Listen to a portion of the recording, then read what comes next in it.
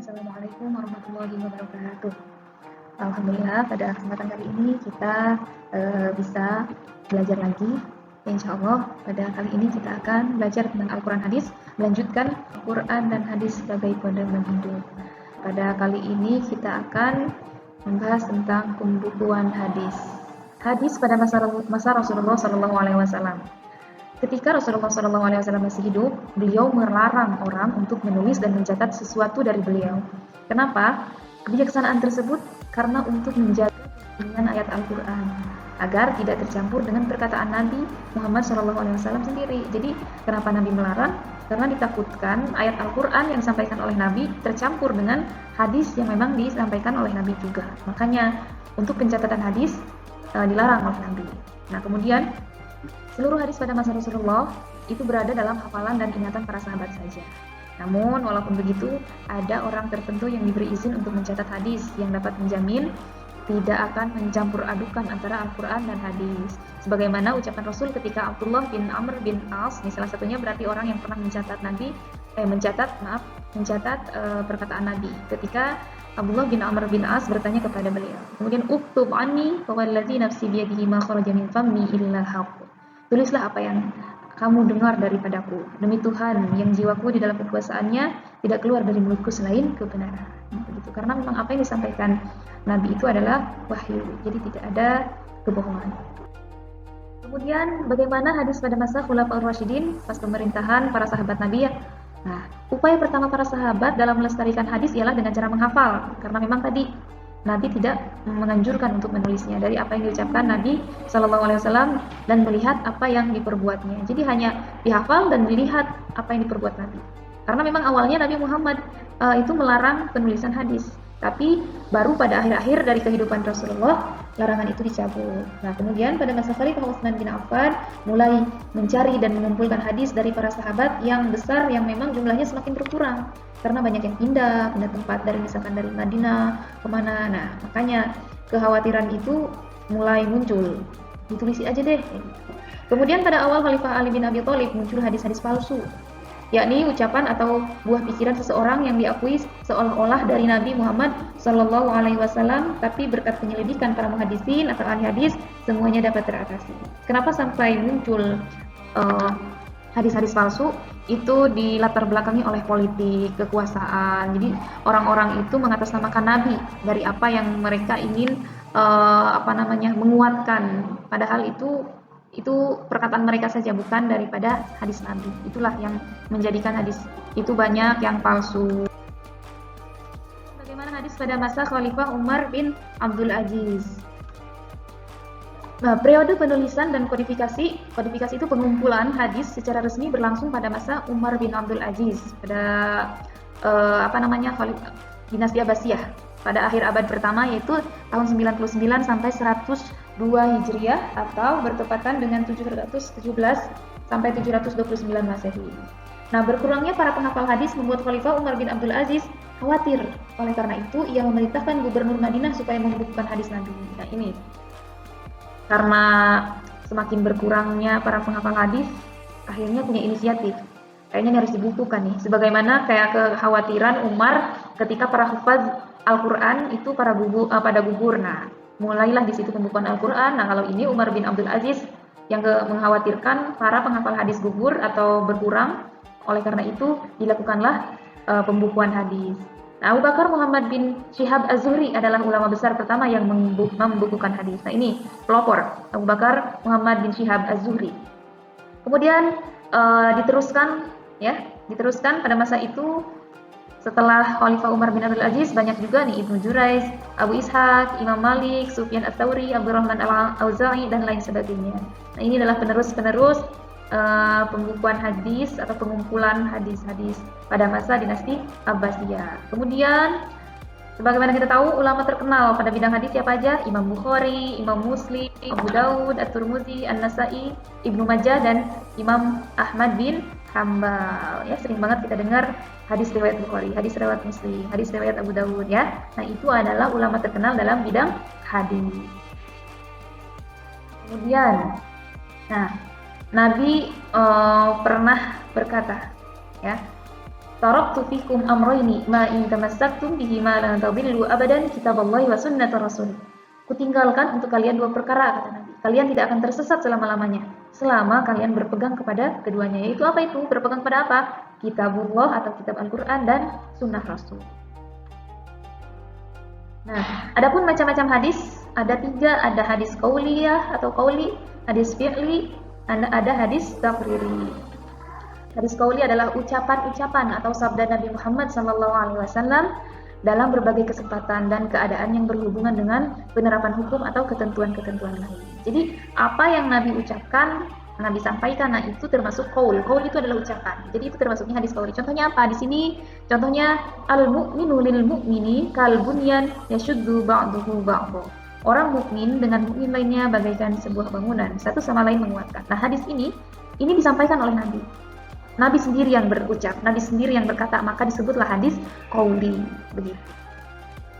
Jadi hadis fi'li adalah perbuatan atau perilaku Nabi Muhammad SAW untuk memberikan tuntunan atau contoh pelaksanaan ibadah atau urusan-urusan lain dalam Islam. Contohnya, kana Nabi SAW yusawwi sufufana idza qumna ila sholati fa idza stawayna kabbar. Ini Nabi SAW meluruskan saf-saf kami ketika kami akan melakukan sholat. Apabila saf-saf kami telah lurus, barulah Nabi SAW bertakbir. Jadi di sini perbuatan. Jadi ini karena Nabi SAW meluruskan. Jadi para sahabat melihat Nabi itu meluruskan saf. Nah, jadi apa yang para sahabat lihat? Tingkah Nabi, perilaku Nabi. Nah, itu disebutlah hadis fi'li. Dan hadis takriri.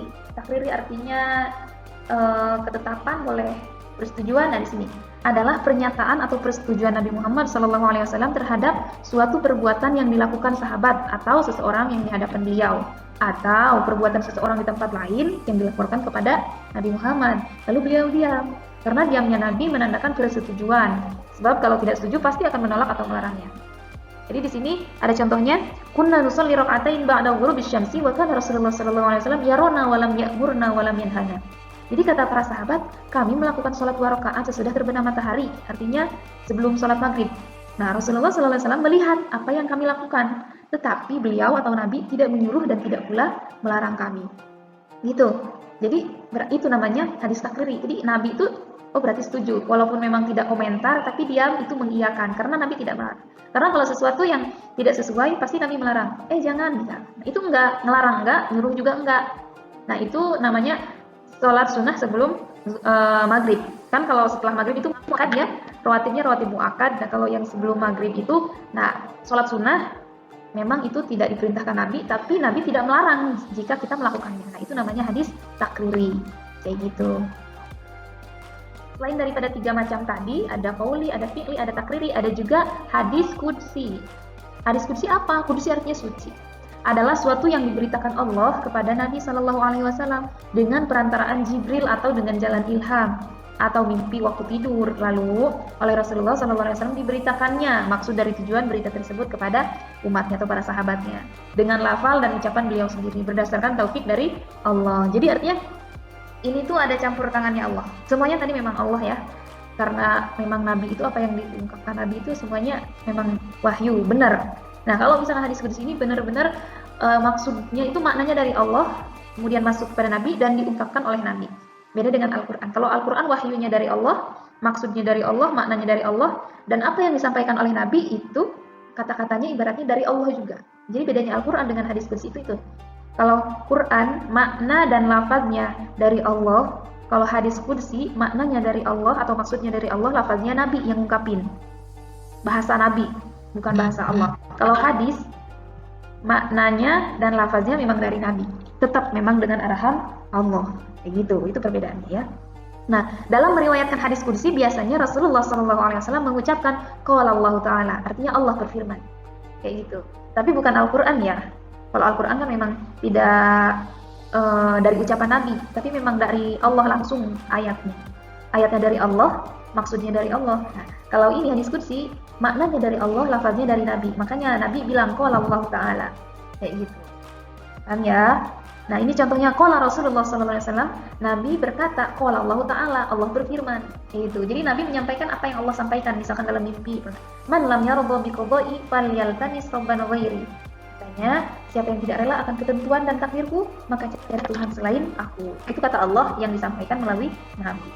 Itu namanya hadis qudsi. Kemudian apa perbedaan hadis qauli, hadis fi'li, hadis takriri, dan hadis qudsi? Jadi simpel sekali di sini. Kalau hadis qauli berkaitan dengan ucapan atau perkataan Nabi, biasanya menggunakan kata qala. Qala Rasulullah SAW, al-mu'minu lil-mu'min kal-bunyan, kayak tadi. Itu namanya hadis qauli.